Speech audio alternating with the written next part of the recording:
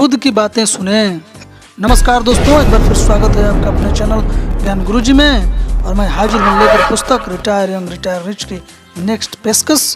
दोस्तों, ये इस पुस्तक का पार्ट 24 है और पीछे के जितने सारे पार्ट हैं वो प्लेलिस्ट में अवेलेबल हैं और प्लेलिस्ट का नाम है रिटायर यंग रिटायर रिच। और आप अभी तक इसको नहीं देखे हैं तो जाइए कमेंट में प्लेलिस्ट में और पुस्तक को बारी बारी से पाठ का अध्ययन कीजिए।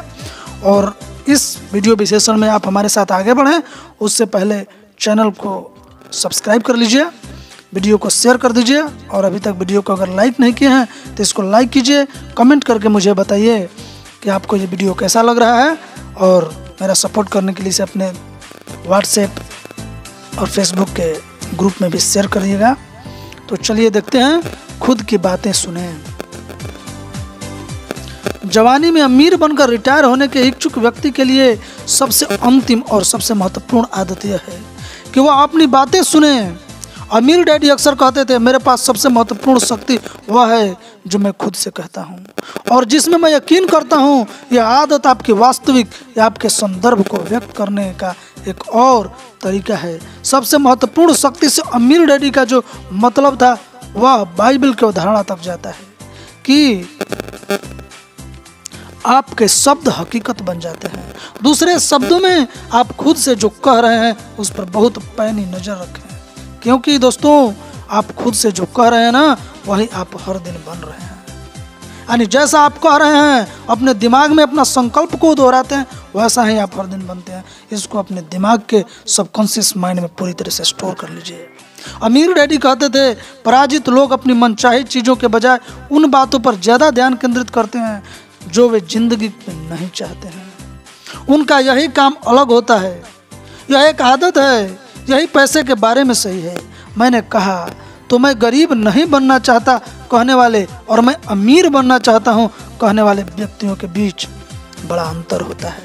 अमीर डैडी ने सर हिलाकर कहा, मुझे लगता है कि इंसान का दिमाग नहीं शब्द नहीं सुनता है, यह तो बस इतना सुनता है। कह रहा कि इंसान का जो दिमाग होता है ना दोस्तों, नहीं शब्द सुनता है और नहीं दिमाग सुनता है। यह बस इतना सुनता है कि किस विषय में बातचीत हो रही है। मोटे, स्वस्थ, गरीब और अमीर जैसे शब्द, विषय चाहे जो हो आप वही बन जाते हैं। मैं अमीर डैडी के सबक को ज्यादा स्पष्ट रूप से समझना चाहता था दोस्तों, इसलिए मैंने पूछ लिया। तो जब कोई व्यक्ति कहता है मैं पैसे नहीं गंवाना चाहता तो वह दिमाग को सुनाता है मैं पैसे गंवाना चाहता हूँ, मैं पैसे गंवाना चाहता हूँ। यानी कि जिस तरीके का फॉर्मेशन आप बोलते हैं, जिस चीज से आप डरे हुए होते हैं, वो डर कहते हैं ना कि ऑटोमेटिक बुरे चीज मेरे साथ अक्सर हो जाते हैं। सुनेंगे कि अगर बुरे चीज आप सोचेंगे तो फट से आपके दिमाग में हो जाएगा और आपके साथ रियलिटी बन जाएगा। और अच्छे चीज तो इसलिए हमेशा अच्छे अफर्मेशन, अच्छे संकल्प अपने दिमाग में डालिए और कहिए मैं ये चीज कर सकता हूँ। अमीर डैडी बोले, मुझे तो यही लगता है। मैंने कहा यानी ज्यादातर लोग इस बारे में बात करते हैं कि वे क्या नहीं चाहते हैं, या इस बारे में बात करते हैं कि क्या वे नहीं पा सकते। यह सही है, लेकिन मैं इससे अलग काम करता हूँ, यह मेरी आदत है। अमीर डैडी ने कहा। मैंने पूछा, यानी आप जो चाहते हैं उसके बारे में बात करने से भी ज्यादा कुछ करते हैं।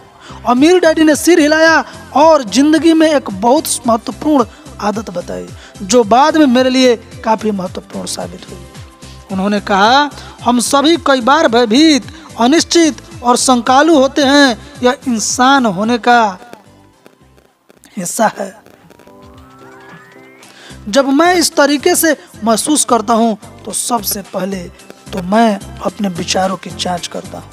अगर मैं बुरा या डरा हुआ महसूस करता हूँ तो मैं जानता हूँ कि मैं कुछ ऐसा कह रहा या सोच रहा हूँ जिसके कारण मैं या इस तरह से महसूस कर रहा हूँ। ठीक है, मैंने कहा। जब अगला कदम क्या है, यानी कि अगला कदम बताते हुए कहते हैं, मैं अपने विचारों या शब्दों को बदल लेता हूँ और मनचाही चीज़ों वाले शब्दों का प्रयोग करने लगता हूँ।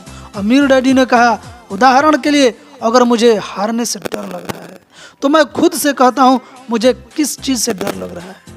मैं इसके बजाय क्या चाहता हूँ और मैं अपनी मनचाही चीज तक पहुँचने के लिए मुझे क्या करने की जरूरत है। अगर आप ध्यान दें तो ये सभी सवाल मेरी वास्तविकता को नई संभावनाओं और वास्तविकताओं की ओर खोलते चले जाते हैं। दोस्तों, मैंने सिर हिलाकर कहा, फिर क्या? फिर मैं चुपचाप बैठता हूँ जब तक कि डर की भावना चली नहीं जाती है और मेरी मनचाही भावना मेरे दिल, सीने और पेट के हिस्से में नहीं आ जाती है। जब मैं अपनी मनचाही भावना महसूस करने लगता हूँ और मेरे दिमाग में मनचाहे विचार आ जाते हैं तो मैं कदम उठाता हूँ। मैं पहले खुद को तैयार करता हूँ, सही मानसिकता बनाता हूँ, अनचाही भावनात्मक स्थिति के बजाय मनचाही भावनात्मक स्थिति उत्पन्न करता हूँ और फिर कदम उठाता हूँ। इस प्रक्रिया का सार यह है, पहला, उन विचारों पर गौर करें। और दोस्तों, इसको अपने पास रखे हुए पेन और पुस्तिका लिए हुए हैं तो उसमें नोट कर लीजिए। पेन और कॉपी में इसको पूरी तरह नहीं है तो इसको स्क्रीनशॉट कर कीजिए, स्क्रीनशॉट इसका ले लीजिए और समझने का प्रयत्न कीजिए। एक बार में नहीं समझना है, 2 बार, 3 बार, 4 बार, 10 बार लगे। अगर इसके आगे का अध्याय को समझना है तो इसके पिछले अध्याय को समझिए। अगर आपको समझ नहीं आ रहा, पढ़ चुके हैं, इस वीडियो को देख चुके हैं, फिर भी आपको जहाँ समझ नहीं है तो समझिए, क्योंकि ये पुस्तक नहीं, आपके संपूर्ण जीवन का विश्लेषण है, जो आप हैं और जो आप होने वाले हैं। ये समझना आपके पूरे दिग्दर्शन को, पूरे अंतरात्मा को और पूरे संदर्भ को व्यक्त करता है। इसलिए इस पुस्तक को अच्छे तरीके से समझिए। इसमें लिखे गए नोट्स को, जो रॉबर्ट कहते हैं, उसको समझिए, उस पर गौर कीजिए। जब उन विचारों पर गौर करें जिन्हें आप नहीं चाहते हैं, उन्हें मनचाही चीजों के विचारों में बदल लें। उन भावनाओं पर गौर करें जिन्हें आप नहीं चाहते हैं, उन्हें मनचाही भावनाओं में बदल लें। कर्म करें और आगे बढ़ते रहें। अगर जरूरत हो तो सुधार करें। समझ गए ना? अगर जरूरत हो तो सुधार करें जब तक कि आप अपनी मनचाही चीज न पालें, बजाय उस चीज के जिसे आप नहीं चाहते। इस पर अमल करना। कुछ साल पहले मैं एक रात लास वेगास में था। मैं ज़्यादा जुआ नहीं खेलता हूँ, लेकिन मेरे पास खाली समय था, इसलिए मैंने ब्लैक चेक खेलने का फैसला किया। जैसे ही मैं टेबल के पास पहुंचा और मैंने गौर किया कि हारने के डर के कारण मेरा शरीर सख्त होने लगा था और मेरा दिमाग कहने लगा था, तू सिर्फ $200 हारना, फिर रुक जाना। तत्काल मैंने अपने विचार बदल कर ये कर लिए, मेरे पास खेलने के लिए $200 है और $500 जीतने के बाद मैं रुक जाऊंगा। मेरे अंदर जाने और बाहर निकलने की रणनीति तैयार थी। फिर मैं टेबल पर बैठा और मैंने खेल को चलते देखा, लेकिन मैंने पैसा नहीं लगाया। मैं अब भी अपने सीने की गहराई में हार के डर को महसूस कर सकता था। मैंने उस हारने वाली भावना को जीतने वाली भावना में बदलने पर ध्यान केंद्रित किया, जब मैं अपने सीने, दिल और पेट में विजेता का आत्मविश्वास महसूस करने लगा। तभी मैंने जुआ खेलने का कार्य जो है शुरू किया। हालांकि पहले कुछ दांव मैंने हारा, लेकिन मैंने जीत के विचारों और भावनाओं पर ही ध्यान को केंद्रित रखा। 1 घंटे के बाद मैं $500 जीत कर उठ गया। कुछ समय पहले मैं एक बार फिर लास वेगास में था। एक बार फिर मैं इस प्रक्रिया से गुजरा। मुश्किल यह थी, दोस्तों, ये रॉबर्ट के अपने विचार हैं। मैं किसी भी इस तरीके के विचार को इंडोर्स नहीं करता हूँ। मैं तो आप लोगों को इस पुस्तक को पढ़कर सुना रहा हूँ। जो उनके लिखे शब्द हैं, बोल मेरे हैं, शब्द उन्हीं के सब कुछ हैं। लिखा हुआ आप लोगों के सामने देख रहे हैं, बुक का पेज है और मैं आप लोगों को समझा रहा हूँ। तो इस तरीके के विचारों को मैं इंडोर्स नहीं करता हूँ, ये रॉबर्ट समझाने के लिए कह रहे हैं। पहले अपने विचारों और भावनाओं को लाख केंद्रित करने के बावजूद इस बार मैं नहीं जीत पाया। जब मेरे $200 चले गए तो मुझे ज़्यादा पैसा लगाने की अपनी भावनाओं से जूझना पड़ा। टेबल से दूर जाना मेरे द्वारा किए गए सबसे मुश्किल कामों में से एक था। मैं अपने पैसे के पीछे भागना चाहता था। जब मैं दूर जाने लगा तो मुझे मेरे अमीर डैडी की बात याद आई। सबसे अच्छे विचारों और सबसे अच्छी भावनाओं के बावजूद कई बार चीजें आपके हिसाब से नहीं होती है। विजेता जानता है कि कब बाहर निकलना है और विजेता को यह मालूम होना चाहिए कि हारना जीतने का हिस्सा है। सिर्फ हारने वाला ही गलत टेबल पर हमेशा मौजूद रहता है और सब कुछ गंवा देता है और यह साबित करने की आशा करता है कि वह पराजित नहीं है। समझ रहे हैं ना इस चीजों को? सुखद संबंध, क्या आप सोचते और महसूस करते हैं? यह चुनने की प्रक्रिया संबंधों के क्षेत्र में भी काम करती है। मैंने गौर किया है कि मैं दुखी महसूस करता हूँ जब मैं उन सारी चीजों के बारे में सोचता हूँ जो मेरी पत्नी कीम नहीं करती है, और मैं उससे दीवानों की तरह प्यार करता हूँ जब मैं उन सारी अद्भुत चीजों के बारे में सोचता हूँ जो वह और हम एक साथ करते हैं। राइटियस ब्रदर्स का एक हिट गीत है, you have lost that lovely feeling. Business और निवेश में मैं भी यह सही साबित होता है। कई लोगों ने सचमुच उस विजेता भावना को गंवा दिया है। विश्वास रखना, 1985 से 94 के बीच दोस्तों किम और मैंने उस पर ध्यान केंद्रित किया जो हम चाहते थे। हम अपनी मनचाही चीजों को महसूस करने की सर्वश्रेष्ठ कोशिश की। हमने सोचा कि हमारे सपने सच होने पर हम कैसा महसूस करेंगे। हालांकि कई मौके आए जब चीजें हमारे मनचाहे तरीके से नहीं हुई, लेकिन अपनी मनचाही चीजों पर ध्यान केंद्रित करने और अपनी मनचाही भावनाओं को महसूस करने के कारण हम ही वे मुश्किल वक्त को आसानी से पार कर गए। आप कैसा महसूस करना और सोचना चाहते हैं, इस बात का चुनाव करने की आदत अमीर डैडी की सिखाई एक बहुत महत्वपूर्ण आदत है। काश अभी भी मैं अपने सामने के ठंडे हरे सलाद के बारे में उसी तरह सोच सकूं और उसी तरह की भावना ला सकूं। इस आदत का परिणाम यह है कि जब मैं डर या आत्म शंका महसूस करता हूं तो मैं विचार और भाव की प्रक्रिया से गुजरता हुआ पहुंचता हूं। यह अपनी शंका और अनिश्चितता की भावना को जिंदगी पर हावी होने देने से ज्यादा अच्छी आदत है। हालांकि इस प्रक्रिया से मेरी जीत हमेशा सुनिश्चित नहीं होती है, लेकिन फिर भी यह एक अच्छी आदत है जिसके मुझे कई बार तब भी जिताया है जब परिस्थितियां मेरे प्रतिकूल थी और मैं उनसे बचकर भागना चाहता था। हमेशा याद रखें कि सभी विजेता कभी कभार हारते ही हैं। यानी बिना हारे करें कि असफलता सफलता का सीढ़ी है। अगर आप असफलता से डर गए यानी आप सफलता का स्वाद चीखते चीखते रह गए। लेकिन इसका मतलब यह नहीं होता है कि वे पराजित लोगों की तरह सोचने या महसूस करने लगे। जैसा नाइक का संदेश है, बस इसे कर दें, डू इट नाउ। दोस्तों नाइक का है ना पंच लाइन है कि डू इट नाउ। जिंदगी में विजेता अपनी मनचाही चीजों पर ध्यान केंद्रित करते हैं और पराजित लोग अपनी अनचाही चीजों पर। इसलिए खुद की बात नियमित रूप से सुनने की आदत डालना महत्वपूर्ण है। न जीतने के बावजूद विजेता अपनी विजित भावनाओं और विजेता विचारों को कायम रखते हैं। यह बहुत अहम आदत है। क्या आप इन आदतों को अपना सकते हैं? दोस्तों आगे बढ़ने से पहले अभी तक यहाँ हमारे साथ सफर में आ गए हैं और चैनल को सब्सक्राइब नहीं किए हैं तो प्लीज कर लीजिए। आप लोगों का उपस्थिति और आप लोगों का जो लाइक कमेंट है ये मुझे हेल्प करता है मेरा जोश में कि मैं आप लोगों को कुछ अच्छा और वैल्यूएबल कंटेंट प्रोवाइड करा सकूं।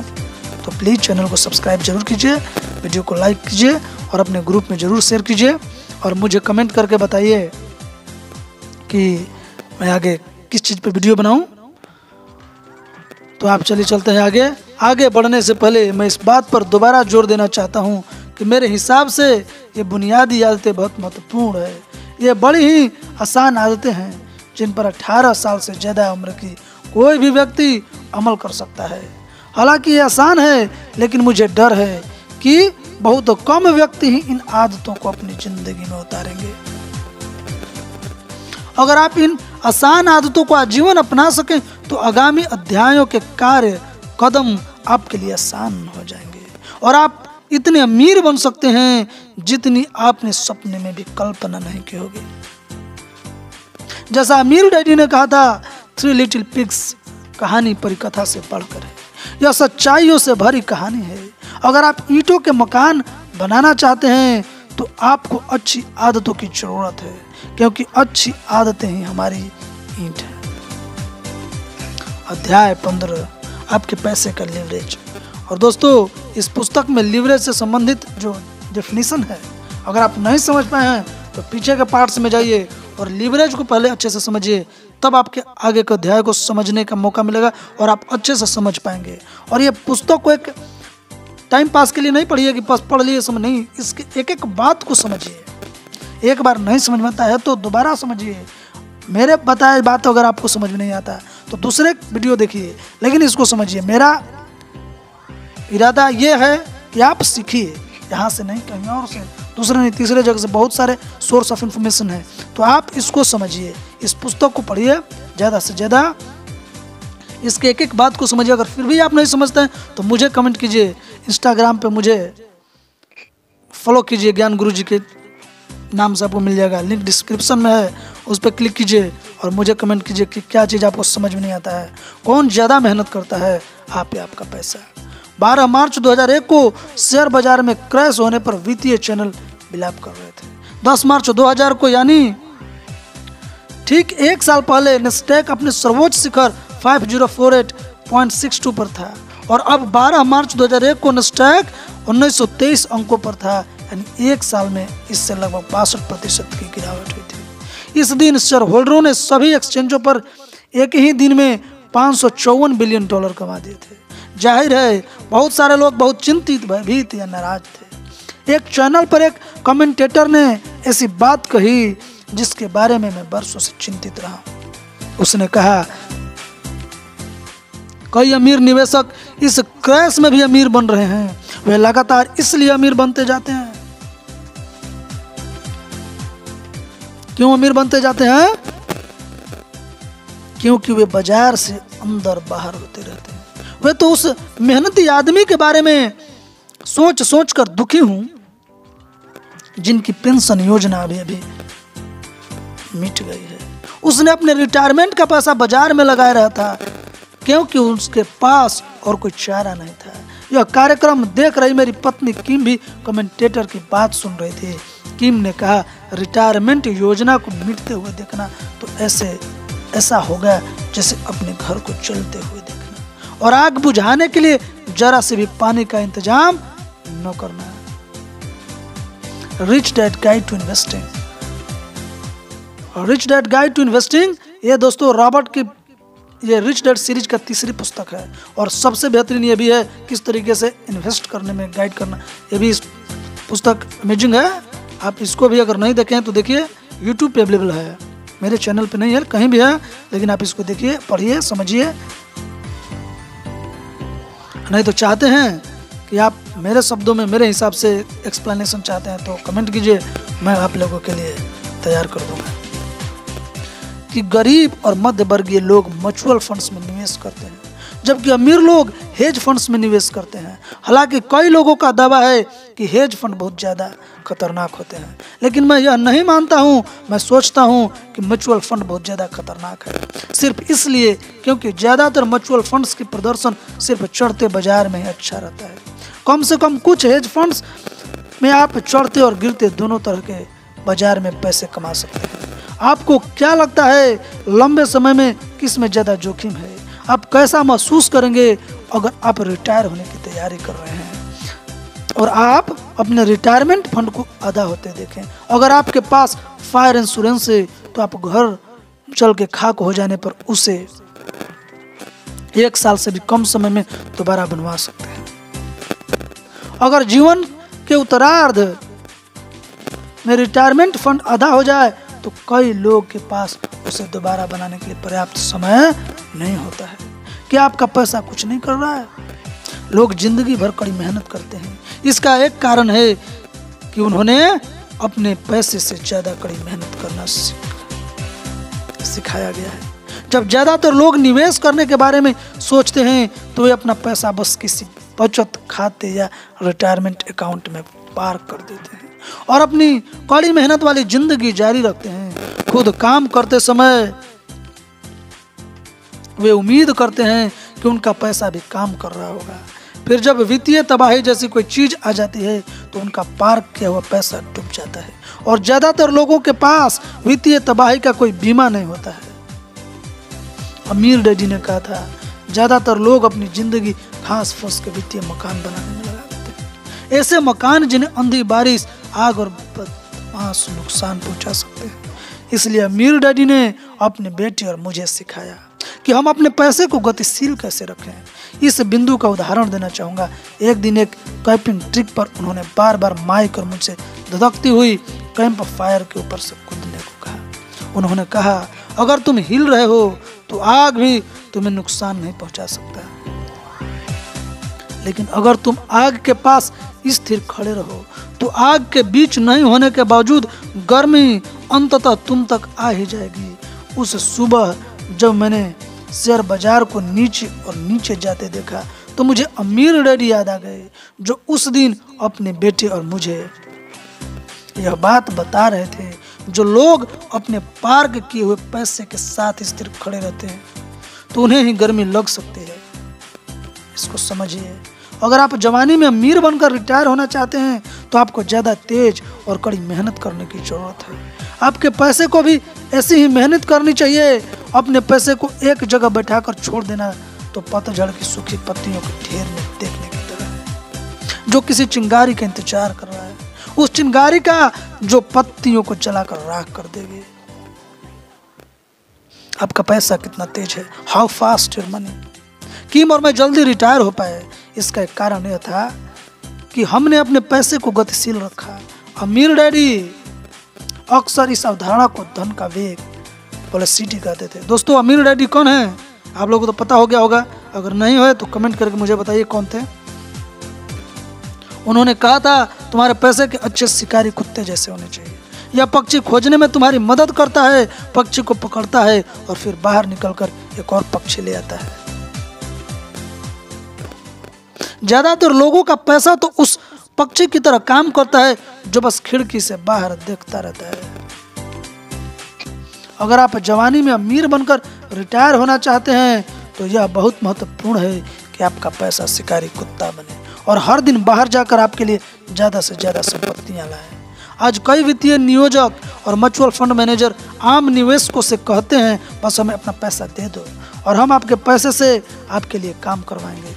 ज़्यादातर निवेशक सहमति में सिर हिला देते हैं और यह मंत्र दोहराते हैं, लंबे समय के लिए निवेश करो, खरीदो और रोक कर रखो और डाइवर्सिफाई करो। उनका पैसा पार्क हो जाता है और वे अपनी नौकरी पर लौट जाते हैं। ज़्यादातर निवेशकों के लिए ये काफ़ी अच्छे विचार हैं, लेकिन सिर्फ तभी जब यह सीखने में कोई दिलचस्पी न हो कि अपने पैसे से कैसे काम करवाया जाए, क्योंकि ये अपने पैसे की तुलना में खुद ज़्यादा कड़ी मेहनत करना पसंद करते हैं। आम निवेशकों की इन योजनाओं के साथ दिक्कत यह है कि ये निवेश रणनीतियां अनिवार्यतः लाभकारी या सुरक्षित नहीं है। जवानी में रिटायर होने के लिए किम और मैंने अपने रिटायरमेंट अकाउंट में पैसा जमा नहीं किया। हम जानते थे कि हमें अपने पैसे से काम करवाना है और कड़ी मेहनत करवाना है ताकि वह ज़्यादा से ज़्यादा संपत्तियां बनाए। जब हमारा पैसा कोई संपत्ति बना देता था तो हम उस पैसे को जल्दी ही दोबारा बाहर भेजकर उससे एक और संपत्ति बनवाते थे। हमने अपने पैसे को गतिशील रखकर ज़्यादा से ज़्यादा संपत्तियां बनाई और हम यह एक ऐसी रणनीति पर काम कर रहे थे जिसका इस्तेमाल कोई भी कर सकता है। जैसा कि वादा किया गया है, यह पुस्तक ऐसे कामों की सूची बताएगी जिन्हें अमीर बनने की इच्छा रखने वाला दोस्तों हर व्यक्ति कर सकता है जो अमीर बनना चाहता है। और आप भी अमीर बनने के दृष्टिकोण से इस पुस्तक को पढ़ रहे हैं तो बहुत अच्छा कर रहे हैं और इस पुस्तक पे आगे बढ़ें। उससे पहले चैनल को अभी तक सब्सक्राइब नहीं किए हैं तो जरूर कीजिए, कमेंट करके वीडियो को अपने ग्रुप में शेयर कर दीजिए। और चलिए आगे देखते हैं पैसे को गतिशील रखना। Movement in money. हमने अपने पैसे को गतिशील रखने के लिए एक रणनीति का इस्तेमाल किया। हम एक रेंटल हाउस खरीदते थे और 1-2 साल में अपना डाउन पेमेंट वापस निकाल कर उसे दूसरा रेंटल हाउस खरीद लेते थे। यह अमीर डैडी की सलाह पर अमल था। जिसमें उन्होंने पैसे का इस्तेमाल शिकारी कुत्तों की तरह करने की सलाह दी थी। आम आदमी इस प्रक्रिया को होम इक्विटी लोन कहता है। कुछ लोग अपने क्रेडिट कार्ड के कर्ज चुकाते समय इसे बिल कंसोलिडेशन लोन कहते हैं। आपने ध्यान दिया होगा कि किम और मैंने निवेश करने के लिए कर्ज लिया, जबकि आम आदमी बुरे कर्ज को चुकाने के लिए कर्ज लेता है। यह खिड़की से पक्षी के बाहर उड़ने के उदाहरण है। हालांकि यह भी धन का वेग वेलोसिटी है, लेकिन इसमें पैसा आपके लिए संपत्तियां नहीं बनाता है, बल्कि तेजी से उड़कर आपसे दूर चला जाता है। समझ रहे हैं ना दोस्तों इस साइंस ऑफ मनी को? ये मनी का विज्ञान, इसी को लोग मनी का रहस्य कहते हैं। तो इस रहस्य को आपको समझना है। एक सरल उदाहरण, नीचे एक उदाहरण दिया गया है। हमने किस तरह निवेश किया और फिर पैसे उधार लेकर दूसरी संपत्तियों में निवेश किया। 1990 में किम और मैंने देखा कि पोर्टलैंड ओरेगन में एक सुंदर इलाके में एक मकान बिकाऊ था। मकान मालिक $95,000 मांग रहा था, लेकिन वह मकान बिक नहीं रहा था। अर्थव्यवस्था की हालत खराब थी, कर्मचारियों की छटनी हो रही थी और कई मकान बाजार में बिकने के लिए खड़े थे। हमने और जल्दी प्रस्ताव को मंजूर कर लिया, लेकिन वह मकान हमारी निवेश प्रोफाइल में फिट नहीं हो रहा था। वह बहुत महंगा था और बहुत अच्छा था, इसलिए इसे दीर्घकालीन रेंटल हाउस नहीं माना जा सकता। अगर यह मकान सैन फ्रांसिस्को में होता तो इसकी कीमत $4,50,000 होती। फिर भी इस पर हमारी नजर बनी रही, क्योंकि हमें इसमें बहुत मूल्य और संभावना नजर आ रही थी। हवाई अड्डे आते जाते समय इस मकान के पास से गुजर कर देखते थे कि अब तक बिका है या नहीं। लगभग 6 महीने बाद हमने आखिरकार उसका दरवाजा खटखटाया और हमें अब पता चला कि मकान मालिक बेचने के लिए बहुत परेशान था और वह किसी भी प्रस्ताव को सुनने को तैयार था। उस पर $56,000 का कर्ज था, इसलिए मैंने $60,000 का प्रस्ताव दिया और आखिरकार $66,000 में सौदा हो गया। मैंने उसे $10,000 दे दिए और हमने उसका बकाया हाउस लोन अपने नाम करवा लिया। 1 महीने बाद मकान मालिक और उसका परिवार मकान खाली करके कैलिफोर्निया चला गया। वह मकान बेचकर खुश था। उन्हें ज्यादा फायदा नहीं हुआ और ज्यादा नुकसान भी नहीं हुआ। हमारा खरीदा मकान तत्काल किराए पर उठ गया और कर्ज तथा अन्य खर्च निकालने के बाद हमें हर महीने $75 का सकारात्मक कैश फ्लो मिलने लगा। लगभग 2 साल बाद बाजार सुधर गया और दोस्तों इसमें देखिए एक टर्म बताया गया है, कैश फ्लो। बहुत सारे पढ़ते हुए आप लोगों को समझ में आता होगा, आप लोग पढ़ते पढ़ते चलेंगे। इसमें ऐसा कुछ फाइनेंशियल टर्म दिया है जिसको समझना थोड़ा सा मुश्किल होता है। तो अगर आप जिस चीज़ को समझ नहीं पाते होंगे तो आप कमेंट करके मुझे बताइएगा, मैं आप लोगों को बताऊंगा और समझाऊंगा जितना मुझे मेरी समझ है। कैश फ्लो वो होता है जिस इन्वेस्टमेंट पे आपको इंस्टेंट इनकम होने लगे, वैसे इन्वेस्टमेंट को क्या बोलते हैं? कैश फ्लो कहते हैं। तो वही इनको $75 का सकारात्मक यानी कि पॉजिटिव कैश फ्लो, सारे इंटरेस्ट प्लस और सारे खर्चे उसको काटने के बाद मिलता था।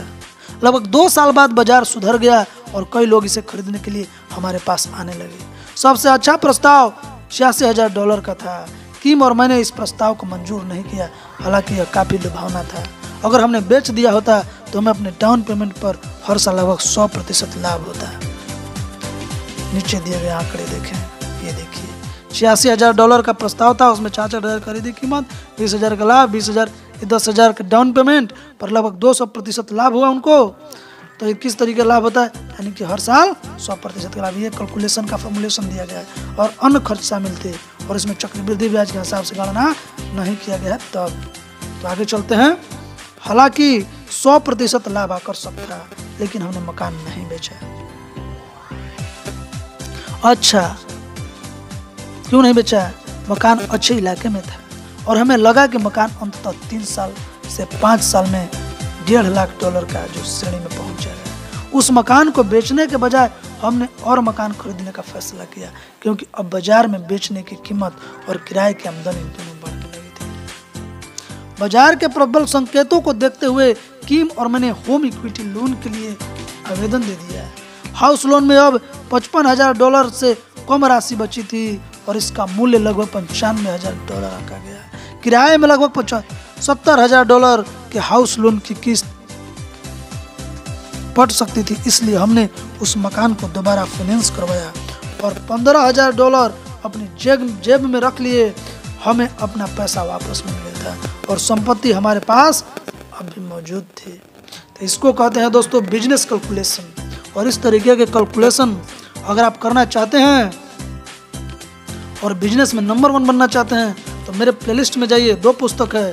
पहला है आत्मानुशासन की शक्ति, वो आपको बताएगा किस तरीके से आप आत्मानुशासन से सिचुएशन को एनालिसिस करके कैलकुलेशन कर सकते हैं अपने ज़िंदगी को और अपने प्लानिंग्स को।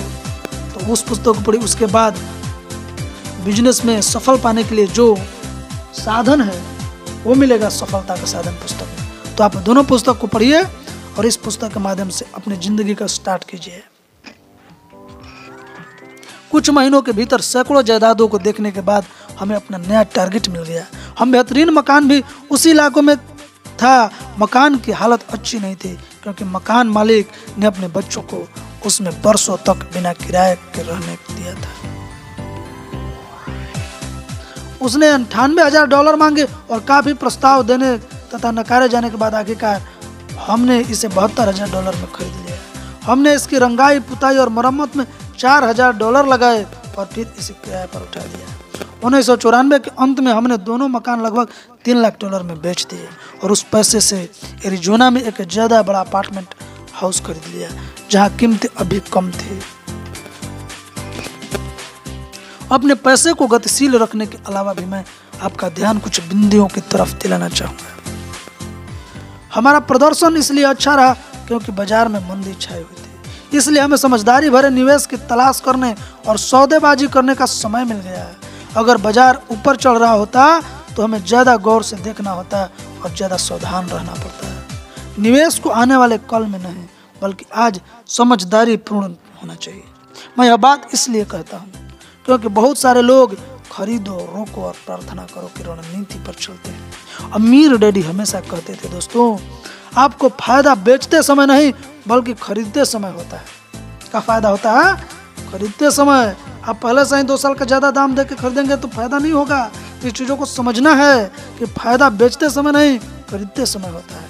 हमने जो भी जायदाद खरीदी उसका कैश फ्लो पहले दिन से ही सकारात्मक था और बुरी अर्थव्यवस्था में भी इसका कैश फ्लो सकारात्मक रहने की संभावना थी। अगर बाजार ऊपर नहीं जाता तब भी कीम और मैं इस निवेश से खुश रहते थे। जैसा इस पुस्तक में पहले बताया गया है, बाजार में कदम रखने से पहले हर निवेशक के पास बाहर निकलने की रणनीति भी होनी चाहिए। हालांकि यह भी रियल एस्टेट का निवेश था, लेकिन यह एक नए किस्म का बाजार था और एक अलग तरह का रियल एस्टेट निवेश था। इस अंतर के कारण यह जरूरी था कि हम दोबारा शुरू करें, अपना शोध करें और अंदर जाने तथा बाहर निकलने की रणनीतियों पर विचार करें। वे दोनों मकान आज $4 लाख से $5 लाख में बिक जाते हैं क्योंकि अब पोर्टलैंड का बाजार उठ चुका है। हमने जल्दी इसलिए बेच दिया क्योंकि हम अगले खरीदार के लिए कुछ पैसे टेबल पर छोड़ना चाहते थे। इसके अलावा हम फिनिक्स के बाजार को जो लाभ है उसमें उठाना चाहते थे जो मंदी में था लेकिन ऊपर उठने वाला था। एक कारण यह भी था हमारा निवेश पोर्टफोलियो बदल गया था। अब हम एकल परिवार वाले मकान को नहीं खरीदते थे, अब हम ज़्यादा बड़े अपार्टमेंट हाउस खरीदते थे ताकि हमें ज़्यादा लिवरेज मिल सके। निवेशक और ट्रेडर बनने में फ़र्क को जानना। जब हम जायदाद खरीद कर कैश फ्लो के लिए उसे रोक कर रख रहे थे तब हम निवेशक हैं। जब हम अपने अंदर जाने के बाहर निकलने की रणनीति बनाकर काम कर रहे थे तो हम ट्रेडर थे। दूसरे शब्दों में निवेशक रोक कर रखने के लिए खरीदता है जबकि ट्रेडर बेचने के लिए। अगर आप अमीर